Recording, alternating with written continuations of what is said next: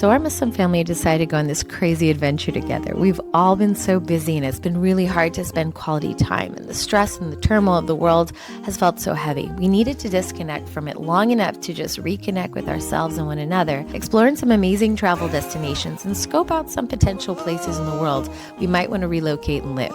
And we've learned so much and have been so completely shocked by some of the things that we found that we want to take you behind the scenes so that you could see maybe what's possible for you and your family. Can't wait to show you what we found. Qatar isn't everything everyone says it is. In fact, it sometimes has some really high but then incredibly dark points that I will reveal by the end of this video. But how did I end up getting here? We're traveling to Southeast Asia, and we took an international 3-day layover in Qatar. I'll tell you more about that too, how you can get free layovers in countries that you just want to visit. Now, who's dumb enough to go to the desert in the summer? Apparently we are. But all jokes aside, it's because we were taking Qatar Airways and it became a free stop for us. So we just couldn't pass it up. Plus, I almost moved there about 10 years ago, so it was my chance to finally scope it out.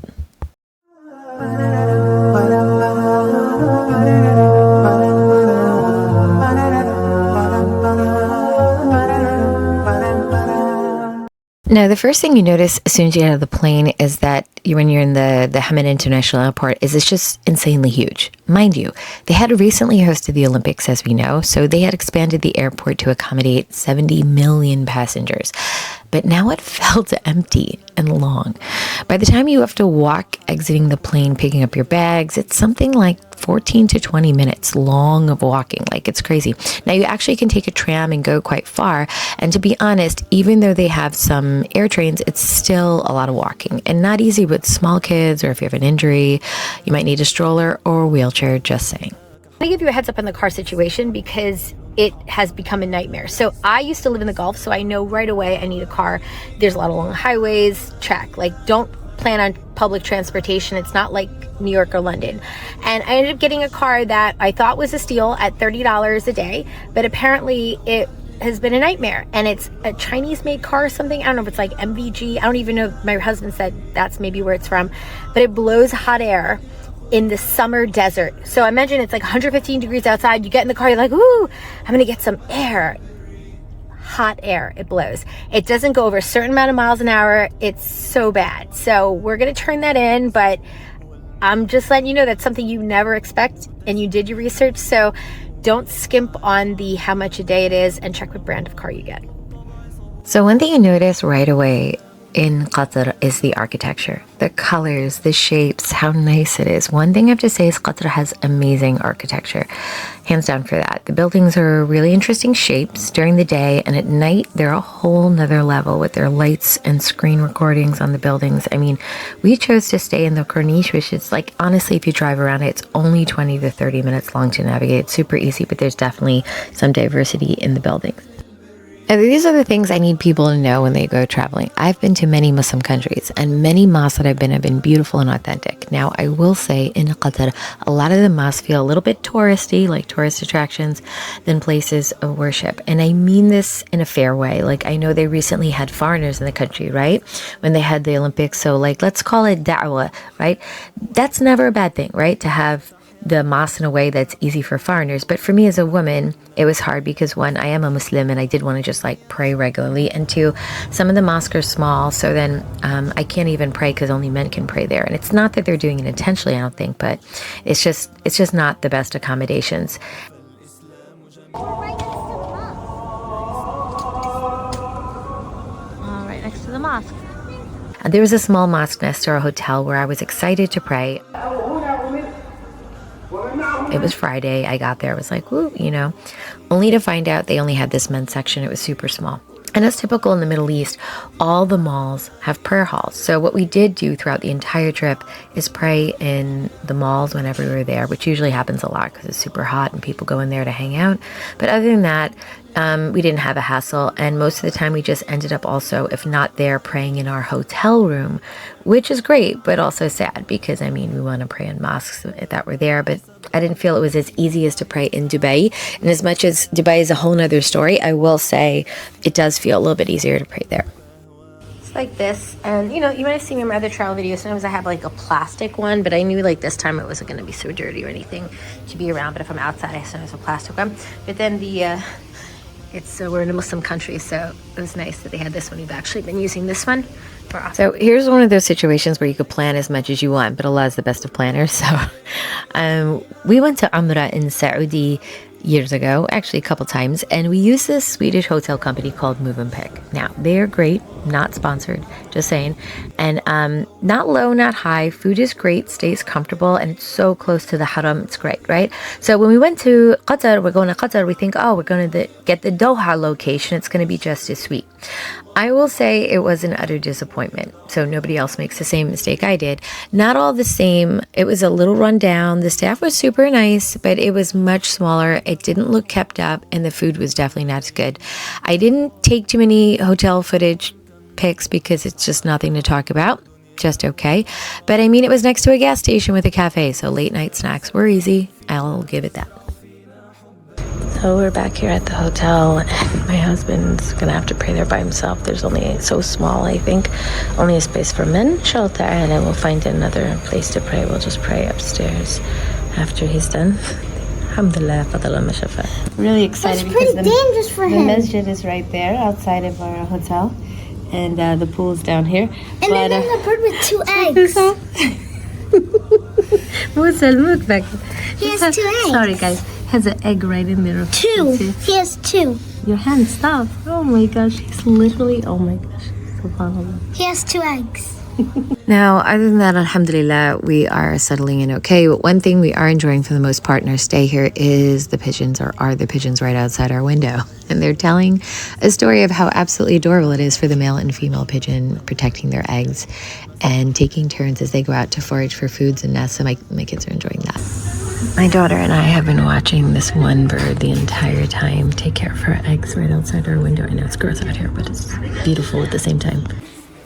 As for the pool and swimming, we just dove right in, and it was so nice. And after the whole, going from the US to Europe, and here it was really, really nice. Especially we didn't swim in Europe because of the nudity.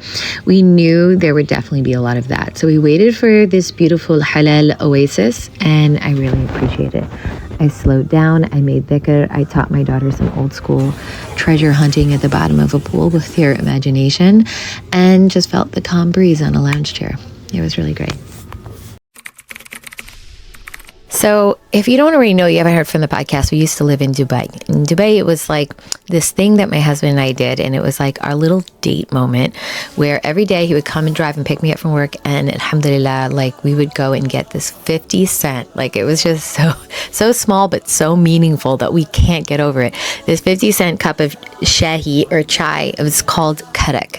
It's not like masala, it's not like some other, it's just very particular only to this region is where I find you can get it, other than going to the place it originates from. So anyway, we would go there. And so when we heard we were going to Qatar, we went straight for the best places. So we came across this place called Chapati and Karak, right? So we went and to see how it is, and we rolled up, and like the way it is in this part of the world, you don't get out the car. They come and take your order, and then they go get the food and they bring it to you. I think it's like the lazy person's dream, but anyway, we were living the dream for a moment, and alhamdulillah, we got it there. It was pretty good. It wasn't the one we used to get, which was at just a random place in Dubai, but it was not brand name or anything. But alhamdulillah, I will say it was definitely nostalgic.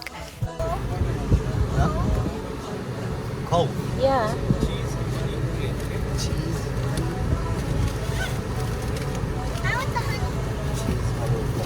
So after we got our chapati and chai, we decided to drive around the city. My daughter loved the chapati, by the way. She just kept asking me for more. But alhamdulillah, we wanted to check out more of the city, and we knew we had to hit a couple spots in one day because we don't have a ton of time here. And by the way, you could probably do Qatar in 3 days as far as the Corniche and everything. But we looked at the architecture, and we drove to our first mall. It was absolutely huge. It was a great place for kids. It gives me such vibes of when I used to live in Dubai, because it's all... just go to the mall because it's blazing hot, right? Right now it's 114 degrees. So it was a city center mall, and it had this huge big bubble slide, and the biggest I've ever seen, and my daughter had so much fun. My daughter just went crazy because I have the biggest bouncy house on earth. Oh my goodness, this is insane. Subhanallah. Like, they only go big in the Gulf. They only go big in the Gulf. SubhanAllah. And while she jumped around and all that stuff, my husband and I connected with each other and just talked and, chatted. And alhamdulillah. As soon as you walk into malls, it's just like the air hits you and it's nice and cold. Like extremely cold. And then when you go outside, it's extremely hot. It's like ice and fire. So anyway, she's been playing for a while. I'm gonna go get her some water. The only thing you'll notice there, which I'm just going to say flat out, is like a lot of parents don't take their kids there, their nannies take them. And so it's like that in the Middle East anywhere you go. So it's just like a lot of Filipino nannies or like African nannies taking other people's children, which is a bit sad for me to see. I understand everybody has their situations, but to see parents actually bring their children talk about excitement with their time to their own parents. This is kind of connected to that dark side that I will get to a bit later in the video.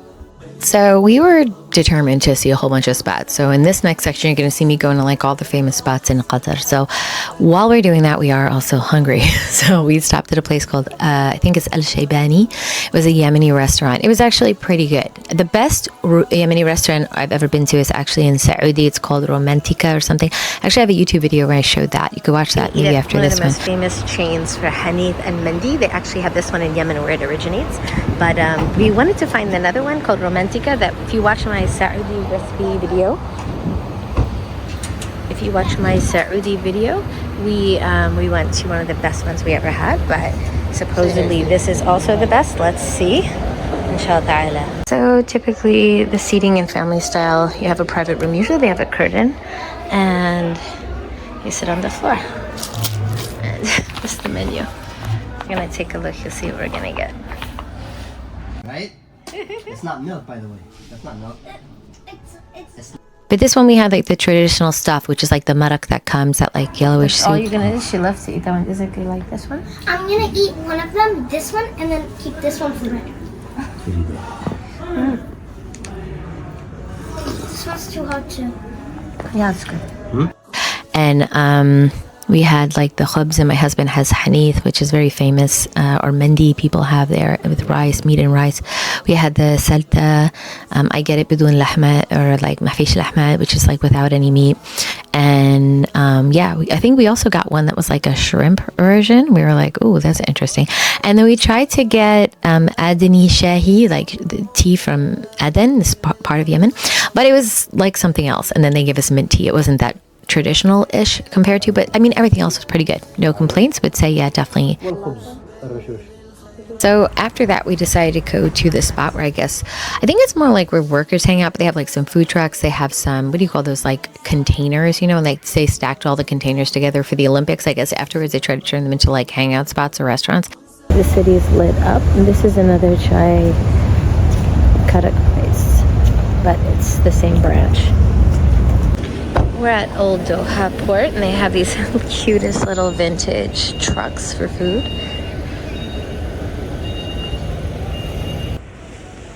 It was good, but it was just like a little bit like really hot at night still, so we didn't want to hang out in there too long. And we decided we need to pray, so we swung over to the Villaggio Mall. And alhamdulillah, this was really interesting. This was very, very surreal because we had just came out of Venice, and Venice, has the gondolas and the water, and the Villaggio Mall has this theme of Venice there. And so it was really interesting to go from Venice and go there. And then if you look up at the ceiling, they have like clouds. It's really, really nice. It's a pretty mall. It's not like as big and amazing, but it's pretty nice. It has some unique things. This is the Villaggio Mall, and it runs kind of like Venice. If you see the ceiling, it's like you're outside, and they're using the same style as Venice. And look, here's the water.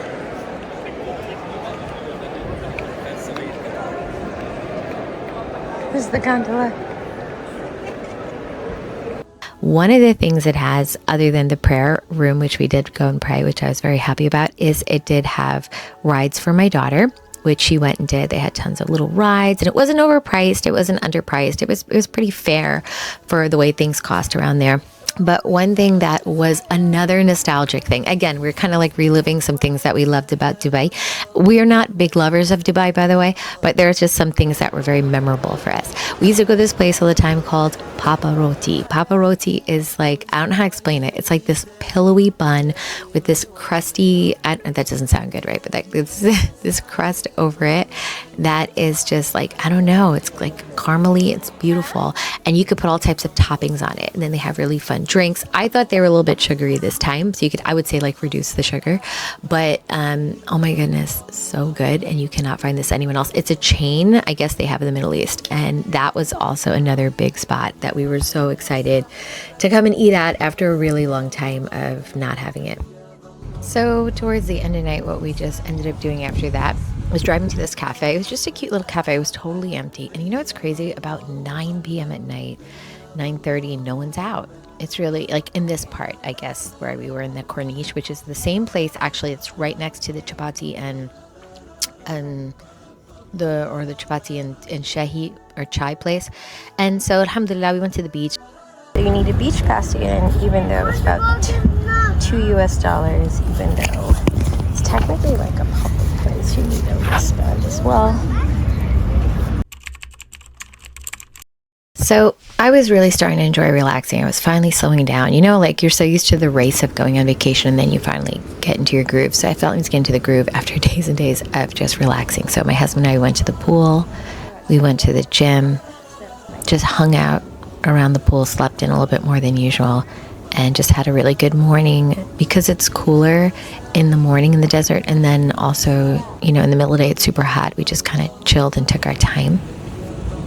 My husband and I are taking turns as he swims with my daughter, I work out, and vice versa. So we're taking turns and that's how we manage it. So I'll get some workout in. Then we went to a new tea spot, and that new tea spot was something we wanted to try, like a different chain. I'll show you the receipt here of the place, if I can remember the name, but it was okay. I will say the best chai karak we ever had was still in Dubai, but we tried. But this was probably like 80% there, I would say. Try it out, but it's not 100. All right. Next, we went back to the hotel, and you know, after we drove around a bit and got changed and went to an awesome lunch spot. So this was probably one of the best meals we had when we were there. Yeah, it definitely was. And I will say it could be one of the better meals I've had in my life, only because it was just like every dish was delicious. Let me walk you through.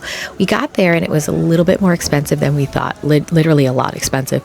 But we looked at each other and we're like, we're just going to do this anyway. We're never coming back here probably. So this is that once in a lifetime chance. But I will say that like the decor was really, really beautiful. It was kind of like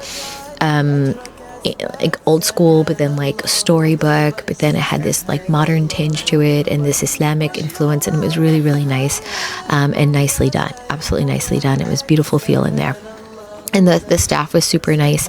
And as the plates came one after the other, it was just incredible. It was just like, let me explain to you. It was like hummus and falafel and fattoush, like a salad, and different grilled meats. And it was just, what else I said? I think it was like lime drinks here. It was just so, so nice. One thing after the other. And then I think we ended with a pistachio ice cream, which was just, you know, like a basic ice cream, but it was just an overall just lovely experience. And it was kind of like that family style. They just give you a whole bunch of dishes. Now, when we left, we went outside. By that time, it was getting dark. Oh, there are the roosters. Is it roosters or chicken? And we, you know, so there was like a chicken coop. I don't know. It was super cute. It was a beautiful view over like the hill there. And we had some fun there, the kids. And then, inshallah ta'ala, we're going to show you what we did next. But I will say that spot was definitely a place to go and check out. I'll make sure, I think it's called Beit El Taleh restaurant, if I got it right. I might be butchering that one, but that is it. So after we went back and rested and prayed, the last thing we were going to do is kind of go check out this place called Souq Waqif. And the thing about souqs, or if you guys, it's kind of like the place where you go to like buy a lot of stuff or eat, or like a bazaar or something like this. In older countries, when you go to the souq, like it's usually like been there forever, right? It's not like that in the Gulf, because these are new developments, right? Past 40, 50 years. So they try to make it look old, like but it's not, right? But it still was cute. You know, it was really cute, and walk around at night. It was a nice place to go. We ended up going to another Yemeni restaurant that my husband wanted to check out. Now we're walking. We're going to go to an Adini restaurant. It's from a different type of Yemeni restaurant, but we really didn't like it at all. So I'm gonna say don't even go there. But what I will, if I put the name here, I'll show it to you. It was just like, okay, not anything. We were just in and out in 2 seconds. We didn't even like it. And at the end of the day, I will say if I was gonna live here, it might be a cute place. I want to walk around at Souq Waqif to, like, you know, get a nice vibe at night and hang out with some, you know, tea and people watch. But overall, it wasn't a lot of activity, but it was okay. This is the healthier version of a vending machine. Look, like the fresh orange juice.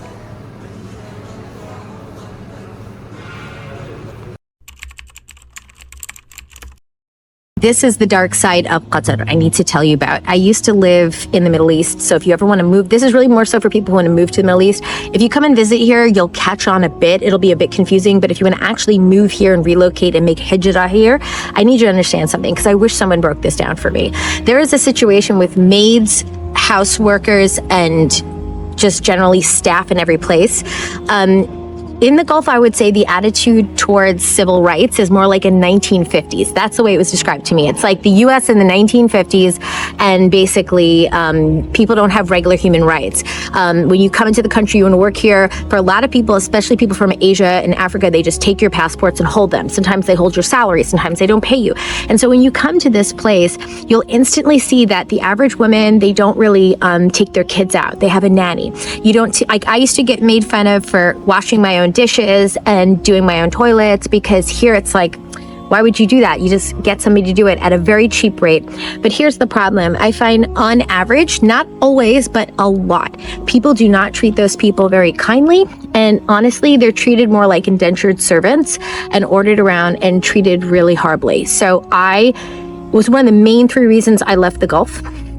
So just FYI, if you have a problem with human rights or racism, this is not the place for you, because even though you're going to be treated really well from the US, America, anywhere in Europe, basically, or the West in general, you're going to be treated well. As soon as you're from certain countries, like in the US, people from Pakistan and Bangladesh and India, they have high status. They're often doctors in the US. Here, completely not. I have a lot of my friends like, why are you friends with a Pakistani?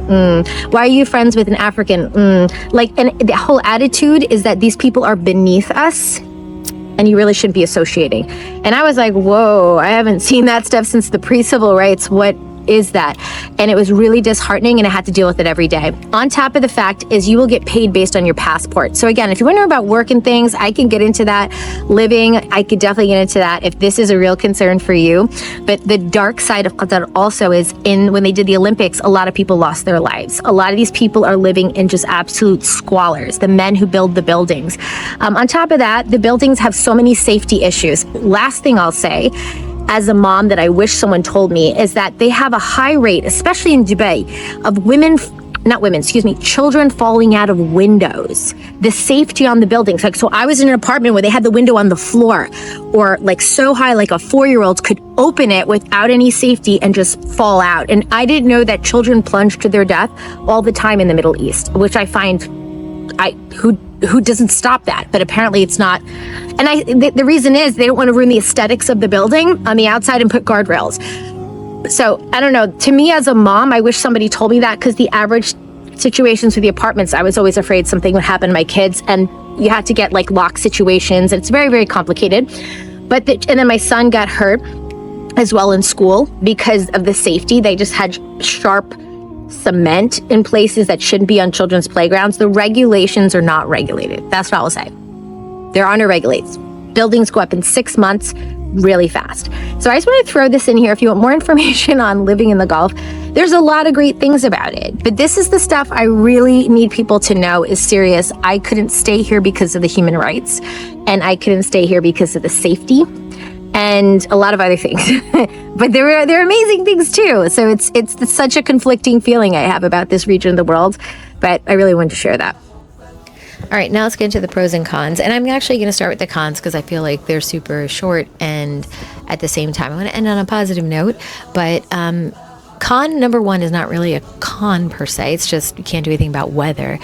Don't go here in the summer like I did. So you're gonna, if you, I was gonna say there's a con about coming here in the summer on summer vacations. If you want to go a different time of the year. It can get to 110 to 120 degrees. People who live in the Gulf understand they usually go to cooler destinations in the summer.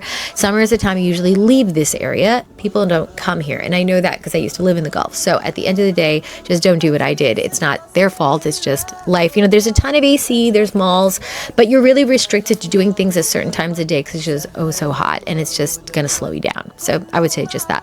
Number two, it's super small. Now, Qatar as a country is bigger, but the place everyone comes in Doha, it's actually really, it's kind of like Dubai. Everybody thinks they're going to get there and it's going to be super huge. It's actually really, I don't want to say the word underdeveloped because they're definitely focusing on developing. Developing is a big thing here and over there. But I would say it's like literally so small compared to somebody who comes from like big cities like New York City and stuff like that. That are obviously timeless, or London, I've been there, and other big places, Addis Ababa and Ethiopia. Like, you have places that are way bigger and have way more to see, and this is just going to be small. So you only need about 2-3 days. So for me, it was like good, you know. I would say as far as another con is prices, because the prices, don't think you're going to be spending small money here. It is still a good amount of money. And so when you get to places like even Oman, you know, Dubai, they'll say it's cheap, but it's not cheap so much by American standards. And as the economy has gotten worse, it's not like, it's just average, I would say.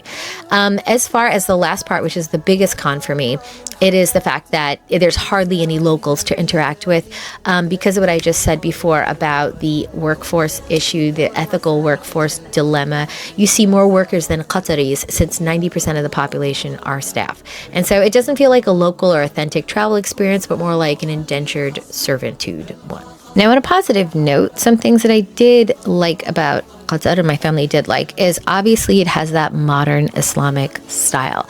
Like, as far as the design aspect, the architecture, it's really, really nice. It's really pretty. Like, that's one thing I have to say about the Gulf in these countries like Dubai and Saudi. I don't know so much, but like Qatar and Dubai, like they have really, really nice style. So if you go to like furniture stores, or you're going to like look at, even I think Kuwait has something similar. If you're going to like beautiful plates and things, it's really cool because they have this modern contemporary design, but then also it's Islamic. So you don't get that in the States or in the UK or something like that. So it's really, really chic and nice, and kind of it looks timeless, even though it's not timeless, right? Number two is, I would say that everyone is super nice. I mean, it's just workers that you're mostly dealing with, but everybody's super nice. It is so nice there. No one's going to give you any trouble. You can feel like, oh my gosh, I'm Muslim, I can go and pray anywhere. It's so comfortable. I mean, the prayer aspect of the mosque was another con. I didn't re-mention it above, but overall, it's like, in general, it's not hard there. You feel like it's an easy, relaxing spot. And just last positive one is like, overall, there's so many nice things to do. It's not like so many, but the things that we did do were nice. They were like very family orientated. That's the thing about the Gulf, is if you have a lot of kids, or you just have kids in general, they know that. So everything is really just put so that families can have fun outside. And that is one thing we always appreciate about that part of the world. And so that was a really great experience. If you love this video, definitely give it a thumbs up. And we did another one on Italy. If you missed the one before, we are going on a crazy journey across Europe, the Gulf, and Asia. We are off next to Malaysia. Check us out in that adventure. That one might even be a 2-part video because it will be so full packed of amazing food. We'll see. I'll see you in the next video. Today was our last day in Doha. I hope you appreciated it. Inshallah ta'ala, we're going to go on to Malaysia for the rest of this series, and Bali and Spain. So inshallah ta'ala, if you want to learn about how to live there, what things cost, where to go, definitely check us out in the next video. And if you like this type of content, make sure you like and subscribe.